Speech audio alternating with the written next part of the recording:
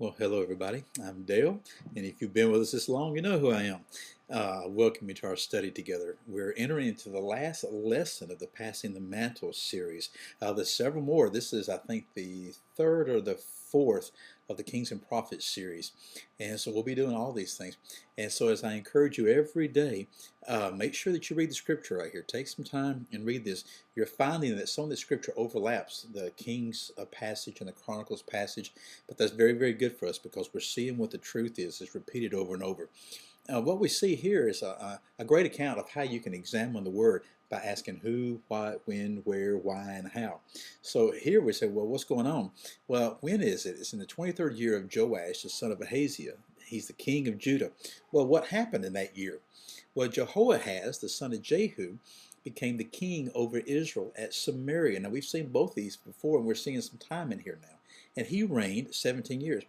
And we learn from this passage that Jehoahaz did evil in the sight of the Lord. Now you're saying, now why are you smiling when you say they did evil? I'm watching one of my granddaughters, and she's in the next room over here just cooing away while I talk. But Jehoahaz did evil in the sight of the Lord. Well, exactly how did he do evil? Well, he followed in the sins of Jeroboam, the son of Nebat, which he made Israel sin. We've seen this repeatedly over and over. This was the Jeroboam that established a false man-made religion to keep the people from the north that going to Jerusalem. He was afraid that he would lose power over them and lose his influence. And so Jehoahaz functioned in the same thing, in the same sin, and he did not turn away from these sins. So what was the result of this?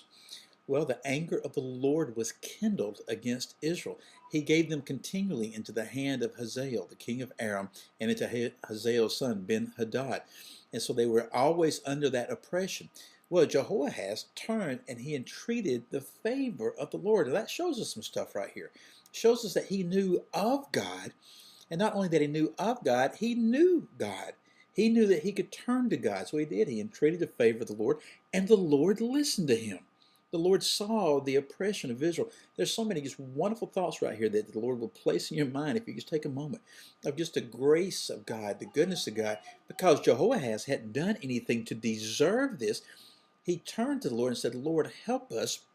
And the Lord saw the oppression of the people. Even though the people continued in their sin, the mercy of the Lord was upon them, and his grace was there. And so the Lord gave Israel a deliverer, and they escaped from under the hands of the Arameans. And the sons of Israel lived in their tents as formerly. Peace came upon them. Now, we do not know with certainty who this deliverer was. You can read commentaries and they'll say, well, we think it's this guy and this guy and this guy. And there's arguments for each one of them. But the fact is, the Lord doesn't tell us in this passage who it is. He simply tells us that he sent a deliverer.